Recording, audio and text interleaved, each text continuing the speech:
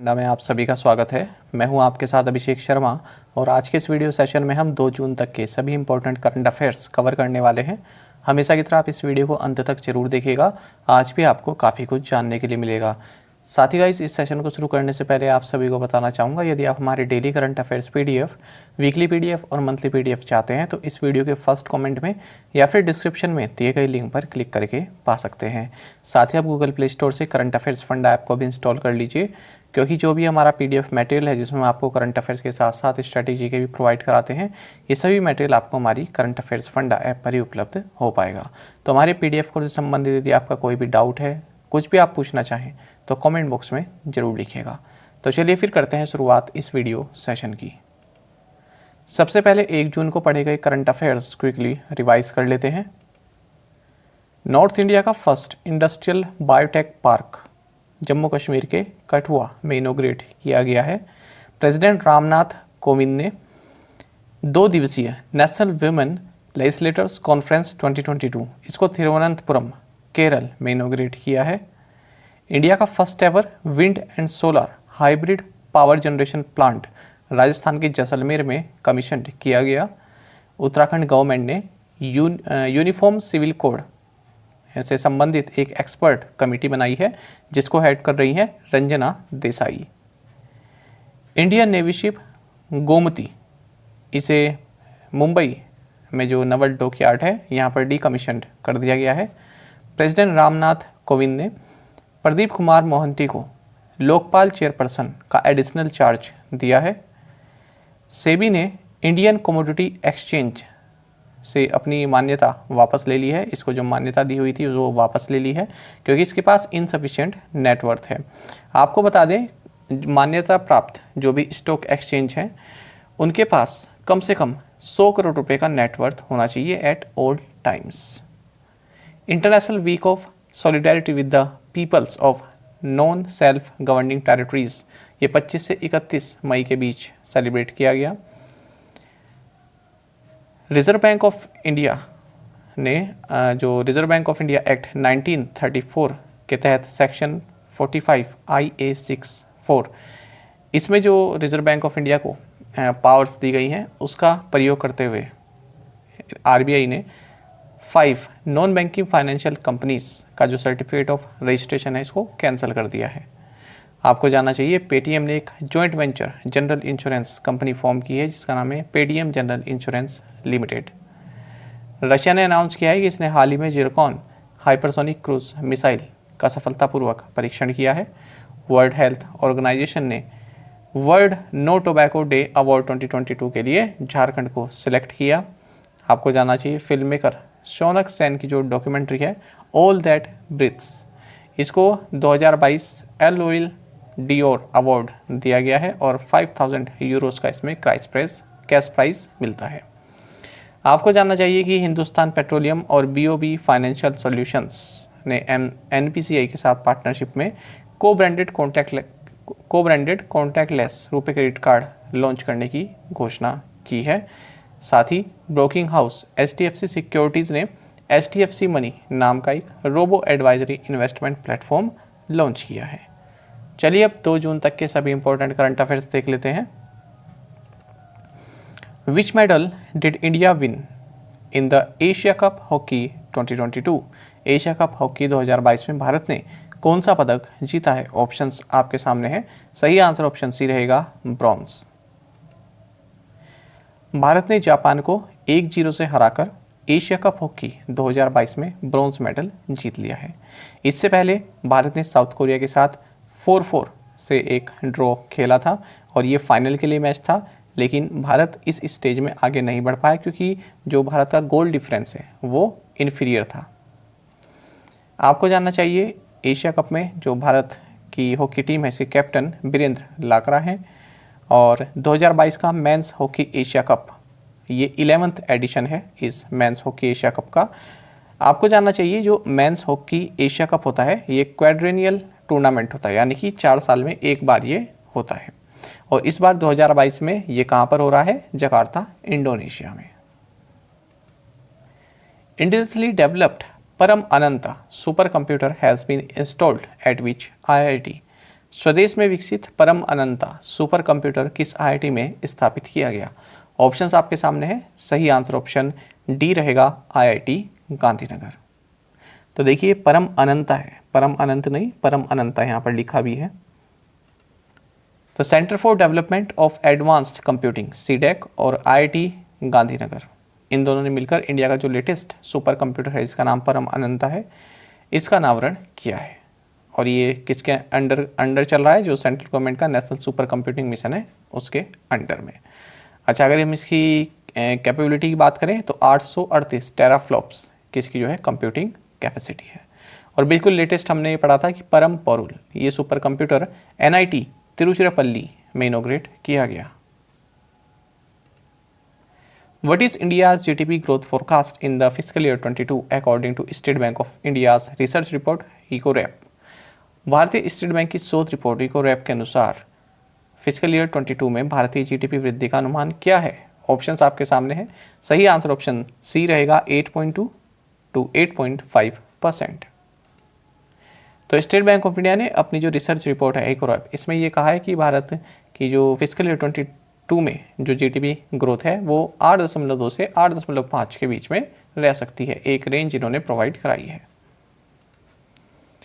India and UAE signed MoU to establish bilateral cooperation in which field? Bharat और संयुक्त अरब अमीरात ने किस क्षेत्र में द्विपक्षीय सहयोग करने के लिए समझौता ज्ञापन पर हस्ताक्षर किए हैं? ऑप्शंस आपके सामने है। सही आंसर ऑप्शन ए रहेगा, क्लाइमेट एक्शन। तो देखिए भारत और यूनाइटेड अरब अमीरात इन दोनों ने एमओयू साइन किया है जिसके तहत क्लाइमेट एक्शन के लिए ये दोनों ही आपसी सहयोग बढ़ाएंगे। आपको जानना चाहिए यूएई के बारे में। कैपिटल अबू धाबी है, प्रेसिडेंट मोहम्मद बिन जायद अल नायन है, करेंसी यहाँ की यूएई दिरहम है, यहाँ के प्राइम मिनिस्टर और vice president Mohammed bin Rashid Al Maktoum है। Project Nigah has been launched by? Project Nigah किसके द्वारा शुरू किया गया है? सही आंसर ऑप्शन बी रहेगा, दिल्ली कस्टम्स। तो दिल्ली कस्टम्स जोन के जो चीफ कमिश्नर हैं सुरजीत भुजबल, इन्होंने प्रोजेक्ट निगाह लॉन्च किया है गुरुग्राम में। आपको जानना चाहिए जो ये प्रोजेक्ट निगाह है ये एक इनिशिएटिव है जिसकी वजह से जो कंटेनर होते हैं उनको आईसीडी कंटेनर ट्रैकिंग मॉड्यूल की सहायता से ट्रैक किया जा सकता है। तो इससे क्या होगा, जो कंटेनर हैं उनकी मूवमेंट में जो मूवमेंट का जल्दी पता चलेगा, एक तो टाइम सेव होगा और बेटर विजिबिलिटी पता चलेगी। जो कंटेनर है ठीक है उनके बारे में अच्छे से डिटेल मालूम चल जाएगी इसको यूज़ करके, आईसीडी कंटेनर ट्रैकिंग मॉड्यूल को यूज़ करके। तो सबसे ज़्यादा क्या होगा कि जो क्लियरेंस है वो जल्दी मिल जाएगा। Prime minister Narendra Modi inaugurated the world first nano urea liquid plant at which place in Gujarat? प्रधानमंत्री नरेंद्र मोदी ने गुजरात में किस स्थान पर दुनिया के पहले नैनो यूरिया तरल संयंत्र का उद्घाटन किया है? ऑप्शंस आपके सामने हैं। सही आंसर ऑप्शन ए है, कलोल। प्राइम मिनिस्टर नरेंद्र मोदी ने वर्ल्ड के first nano urea liquid plant को कलोल गांधीनगर डिस्ट्रिक्ट गुजरात में इनॉग्रेट किया है। और किसके द्वारा एडमिनिस्ट्रेट किया जा रहा है ये वर्ल्ड का first nano urea liquid plant? Indian farmers fertiliser cooperative, जिसे आप इफ्को भी बोलते हैं। बाकी आपको इफ्को के बारे में जानना चाहिए, पूछ लेते हैं एग्जाम में। एमडी&CO यूएस अवस्थी हैं, चेयरमैन दिलीप संघानी हैं, हेडक्वार्टर्स न्यू दिल्ली में है और इसकी स्थापना 3 नवंबर 1967 को हुई थी। तो स्थापना ईयर याद रखेंगे आप, 1967। Global parents day celebrated every year on which day? विश्व माता पिता या फिर पेरेंट्स दिवस हर साल किस दिन मनाया जाता है? ऑप्शंस आपके सामने हैं। सही आंसर ऑप्शन ए रहेगा, जून 1। तो हर साल 1 जून को ग्लोबल पेरेंट्स डे सेलिब्रेट किया जाता है। आपको बता दें जनरल असेंबली ने 2012 में ये डिसाइड किया था कि ग्लोबल पेरेंट्स डे जून 1 को सेलिब्रेट किया जाएगा। इस बार 2022 में इसका थीम है appreciate all parents through out the world. Which bank has emerged as the top performer among public sector lenders in terms of loan and deposit growth in percentage terms during 2021-22? 2021-22 के दौरान ऋण और जमा वृद्धि के मामले में सार्वजनिक क्षेत्र के ऋणदाताओं में कौन सा बैंक शीर्ष प्रदर्शनकर्ता के रूप में उभरा है? ऑप्शंस आपके सामने हैं। सही आंसर ऑप्शन डी रहेगा, बैंक ऑफ महाराष्ट्र। तो बैंक ऑफ महाराष्ट्र ये टॉप परफॉर्मर निकला है अमंग पब्लिक सेक्टर लेंडर्स। किस क्षेत्र में? In terms of loan and deposit growth in percentage terms during 2021-22। तो लोन और डिपॉजिट ग्रोथ को यदि हम परसेंटेज की टर्म देखें तो उस मामले में बैंक ऑफ महाराष्ट्र जितने भी पब्लिक सेक्टर बैंक हैं उनमें सबसे टॉप पर है। तो यहाँ पर इसके जो ग्रोस एडवांसेज हैं उसमें 26% का इंक्रीज देखा गया है मार्च 2022 के एंड में। बाकी उसके बाद फिर दूसरे पोजीशन पर स्टेट बैंक ऑफ इंडिया है, तीसरे पर है union bank of India. Bank of Maharashtra की बात करें तो CEO AS राजीव हैं, हेडक्वार्टर्स पुणे महाराष्ट्र में है। टैगलाइन है one family one bank. Bank of Maharashtra से संबंधित हमने हाल ही में कुछ महत्वपूर्ण करंट अफेयर्स देखे थे, जल्दी से रिवाइज कर लेते हैं। पहला ये कि बैंक ऑफ महाराष्ट्र ने लेड इंगेजमेंट ऐप लॉन्च किया है।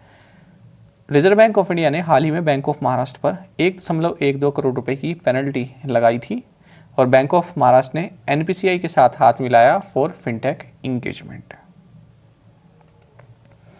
The Directorate General of Civil Aviation has slapped a fine of 10 crore माफ़ कीजिएगा, the Directorate General of Civil Aviation has slapped a fine of 10 lakh rupees on which airline for using a faulty simulator to train its pilots. नागरिक उड्डयन महानिदेशालय ने पायलटों को प्रशिक्षित करने के लिए एक दोषपूर्ण सिमुलेटर का प्रयोग करने के कारण किस एयरलाइन पर 10 लाख रुपए का जुर्माना लगाया है? ऑप्शंस आपके सामने। सही आंसर ऑप्शन सी है, स्पाइस जेट। तो Directorate General of Civil Aviation इसने 10 लाख रुपए का फाइन लगा है स्पाइस जेट पे, क्योंकि जो इसका बोइंग 737 मैक्स एयरक्राफ्ट है तो इसको चलाने के लिए जो पायलट्स को ट्रेनिंग दी जाती है उसके लिए फॉल्टी सिमुलेटर का ये यूज़ कर रहे थे।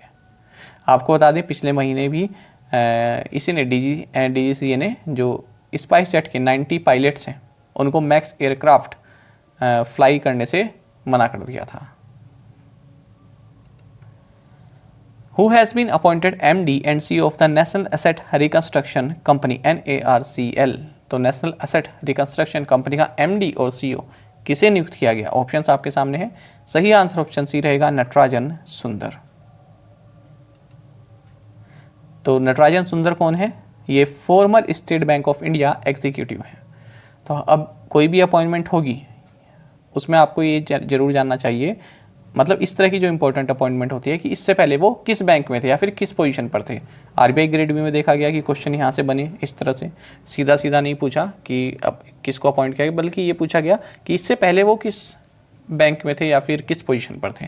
तो नटराजन सुंदर, इन्हें national asset reconstruction company NARCL का MD एंड CEO नियुक्त किया है। इससे पहले ये स्टेट बैंक ऑफ इंडिया में एग्जीक्यूटिव थे।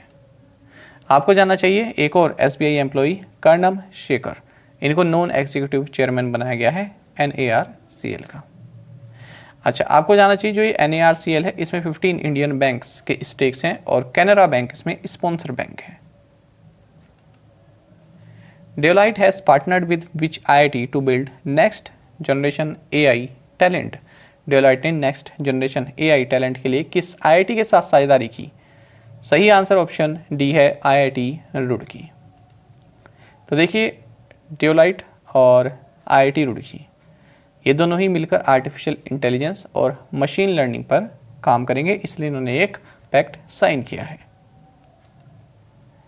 Israel signed the first free trade agreement with which Arab country. Israel ने किस अरब देश के साथ पहले मुक्त व्यापार समझौते पर हस्ताक्षर किए? ऑप्शंस आपके सामने हैं। सही आंसर ऑप्शन डी रहेगा, UAE संयुक्त अरब अमीरात। देखिए इजराइल ने फ्री ट्रेड एग्रीमेंट साइन किया है संयुक्त अरब अमीरात के साथ और इस तरह से ये पहला पैक्ट बन गया है इजराइल द्वारा जो कि किसी अरब देश के साथ इसने साइन किया है। तो ये अपने आप में एक जो है एक प्रोग्रेसिव स्टेप है, क्योंकि आप सभी जानते हैं जो अरब कंट्रीज़ हैं और जो इजराइल है ना, इनके बीच जो है काफ़ी गहरी खाई है, पर अब ये धीरे धीरे जो है पटना शुरू हुआ है। अब धीरे धीरे ये लोग पास आ रहे हैं, सभी नहीं पर कुछ अरब स्टेट, क्योंकि अब क्या होगा, अब जो रिलीजन वगैरह है उसकी भी बात करते हैं, पर उस चीज़ को थोड़ा पीछे छोड़कर अब सभी कंट्रीज ज़्यादातर जो है ना वो अपनी फाइनेंशियल कंडीशन देखते हैं। तो अब कंट्रीज जो हैं अपनी फाइनेंशियल कंडीशन पहले रखते हैं, क्योंकि आपने देखा श्रीलंका का क्या हाल हुआ, क्या हाल हो रहा है। तो इसलिए जो फाइनेंशियल नीड्स हैं, जहाँ से भी बेनिफिट मिल रहा है उसको आगे करना जो है आजकल प्रायोरिटी बन गया है। बाकी जो रिलीजन से संबंधित जो भी हैं वो तो भाषण में चलती रहती हैं, वो सभी जानते हैं कि ये तो कहना पड़ता है, इस तरह से चीज़ें जो चलती हैं। पर यह है कि अब इन दोनों देशों ने अपना ट्रेड को जो है आगे किया है, तो ये एक पॉजिटिव स्टेप है। बाकी आपको जानना चाहिए इससे पहले यूएई, ऐसा नहीं है कि यूएई जो है जो अपनी कम्युनिटी है उसके हित की रक्षा करने के लिए जो है पीछे हट गया है, ऐसा नहीं है। कुछ भी अगर गलत कदम होता है जो इन्हें लगता है कि इजराइल उठा रहा है, उसके खिलाफ ये आवाज़ भी उठाते हैं। तो ऐसा नहीं है, ट्रेड अपनी जगह है और इस तरह के इश्यूज अपनी जगह है। कहते हैं ना, हाइफन लगा देते हैं बीच में, तो उस तरह से चलते हैं। अच्छा, अगर हम बात करें यूएई की, तो ये इसका second bilateral free trade agreement है, यानी कि अभी इसने शुरू किया है यूएई ने जो बायलैटरल फ्री ट्रेड एग्रीमेंट होते हैं इनको साइन करना। इससे पहले इसने भारत के साथ किया था फरवरी के महीने में, और ये इसका दूसरा फ्री ट्रेड एग्रीमेंट है जो इसने इसराइल के साथ किया है। ISSF world cup where India's Shreya Agarwal, Elavenil Valarivan और Ramita won gold medal in 10 metre air rifle team event held in which country. ISSF विश्व कप, जहां भारत की श्रेया अग्रवाल, इलावेनिल वालारिवन और रमिता ने 10 मीटर एयर राइफल टीम स्पर्धा में स्वर्ण पदक जीता, ये किस देश में आयोजित किया गया है? ऑप्शंस आपके सामने है, सही आंसर ऑप्शन डी रहेगा, कजाकिस्तान। तो देखिए, इंडिया के तीनों ही शूटर हैं और इन्होंने डेनमार्क को 17-5 से हराकर 10 metre air rifle team event में गोल्ड मेडल जीत लिया है। कहाँ पर हो रहा है, किस कंपटीशन के इवेंट में? जो ISSF शूटिंग वर्ल्ड कप हो रहा है बाकू अजरबैजान में। यहाँ माफ़ कीजिएगा, मैंने शायद यहाँ पर हाँ, ये मैंने गलत लिख दिया, अजरबैजान है इसका आंसर ना, बी, ऑप्शन बी सही है। ये गलती से लिखा गया, माफ़ी चाहूँगा, अजरबैजान। ठीक है, तो बाकू अजरबैजान में हो रहा है और यहाँ पर इन्होंने गोल्ड मेडल जीता है। Which film has won the Palme d'Or at the 75th Cannes film festival? 75वें कान फिल्म समारोह में किस फिल्म ने पाल्म डियोर जीता? ऑप्शंस आपके सामने है, सही आंसर ऑप्शन डी रहेगा, ट्रायंगल ऑफ सैडनेस। तो देखिए, जो ट्रायंगल ऑफ सैडनेस है तो इसने पाम डियोर जीता है 75th कान फिल्म फेस्टिवल में। इसके डायरेक्टर कौन है? रोबेन ओस्लंड। तो आप ये भी कह सकते हैं कि इन्हें जो है बेस्ट डायरेक्टर का अवार्ड मिला है, ये स्वीडिश डायरेक्टर हैं और इन्हें दूसरी बार ये अवार्ड मिला है। या तो आप फिल्म को कह दीजिए अवार्ड मिला, या फिर इन्हें डायरेक्टर को कह दीजिए कि अवार्ड मिला है। अच्छा, इससे पहले इन्हें यही जो है रूबेन, इनको 2017 में द स्क्वायर फिल्म के लिए भी ये अवार्ड मिल चुका है, या फिर आप कहें द स्क्वायर को ये 2017 में अवार्ड मिला है। बाकी बात करें बेस्ट एक्टर, तो ये सोंग कांग हो को दिया गया है, और बेस्ट एक्ट्रेस ज्वार अमीर इब्राहिमी को दिया गया है, और तारिक शाले इन्हें बेस्ट स्क्रीन प्ले अवार्ड मिला है। Union minister for youth affairs and sports Anurag Thakur inaugurated Khashaba Jadhav sports complex in which university? केंद्रीय युवा मामले और खेल मंत्री अनुराग ठाकुर ने किस विश्वविद्यालय में खसाबा जादव स्पोर्ट्स कॉम्प्लेक्स का उद्घाटन किया है? ऑप्शंस आपके सामने है, सही आंसर ऑप्शन डी रहेगा, Savitribai Phule Pune university. Union minister for youth affairs and sports Anurag Thakur, इन्होंने खसाबा जादव स्पोर्ट्स कॉम्प्लेक्स को पुणे यूनिवर्सिटी में इनोग्रेट किया है। साथ ही इन्होंने पुणे यूनिवर्सिटी को कॉम्प्लीमेंट भी किया है कि इन्होंने जो ये स्पोर्ट्स कॉम्प्लेक्स है ये खसाबा जादव, जिन्हें के जादव भी कहते हैं, इनके नाम पर रखा है। आपको बता दें, खसाबा जादव इन्होंने 1952 का जो हेलसिंकी ओलंपिक्स है यहाँ पर रेसलिंग में ब्रॉन्ज मेडल जीता था, और इस तरह से ये इंडिया के फर्स्ट ओलंपिक इंडिविजुअल मेडलिस्ट बन गए थे। तो ये अपने आप में एक काफ़ी महत्वपूर्ण स्पोर्ट्स से संबंधित स्ट्रेटजी के हैं, जो कि एग्ज़ाम में जनरली पूछ लेते हैं कि भारत के पहले ओलंपिक इंडिविजुअल मेडलिस्ट कौन है, तो आंसर होगा के जादव। तो ये इस पुणे यूनिवर्सिटी के एल्यूमिनस रह चुके हैं, इसलिए यहाँ पर इनके नाम पर ये स्पोर्ट्स कॉम्प्लेक्स इनोग्रेट किया गया। बाकी आपको जानना चाहिए कि जो अनुराग ठाकुर हैं, इन्होंने यहीं पर स्पीच देते हुए भी बोला कि जो खेलो इंडिया का बजट है वो हमने 657 करोड़ रुपए से बढ़ाकर 974 करोड़ रुपए कर दिया है। प्रीवियस असाइनमेंट क्वेश्चंस के आंसर देखेंगे। एक्सपैंड EVTOL आंसर है electric vertical take off and landing. Who is the author of the book titled a place called home? Answer is Preeti Shenoy. Which the headquarters of coalition for disaster resilient infrastructure located? New Delhi. India Technical and Economic Cooperation Program is an initiative of which ministry? Ministry of External Affairs.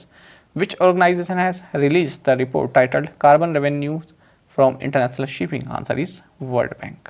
तो आप में से कई students ने बिल्कुल सही answer दिया है, इसी तरह से आप पार्टिसिपेट करते रहें। BJP steps in to end bickering in West Bengal unit. एक न्यूज़ ये है। दूसरी न्यूज़ है internal bickering in BJP hampering development, ऐसा कह रहे हैं कुमारस्वामी। तो हमारा शब्द आप समझ गए होंगे, ये है बीकर। तो यहाँ पर क्या हो रहा है, वेस्ट बंगाल में जो बीजेपी है, तो बीजेपी के नेता हैं यहाँ पर, फॉर्मर चीफ भी रह चुके हैं बीजेपी के यहाँ पर, दिलीप घोष, ठीक है। तो कुछ इन्होंने इस तरह की बातें बोली होंगी अपने ही आपसी के जो मेंबर हैं उनके लिए, तो उसी से संबंधित ये न्यूज़ है। तो पहले अर्थ जान लेते हैं। बीकर का मतलब होता है व्यर्थ की कलह करना, बेकार की बात पर झगड़ना। तो बीजेपी स्टेप्स इन, यानी कि अब बीजेपी ने जो है स्टेप किया है, स्टेप इन किया है, यानी कि बीजेपी ने जो है यहाँ पर जो वेस्ट बंगाल में जो बीजेपी यूनिट है, यहाँ पर जो एक कलह चल रही है उसको रोकने के लिए कदम उठाए हैं।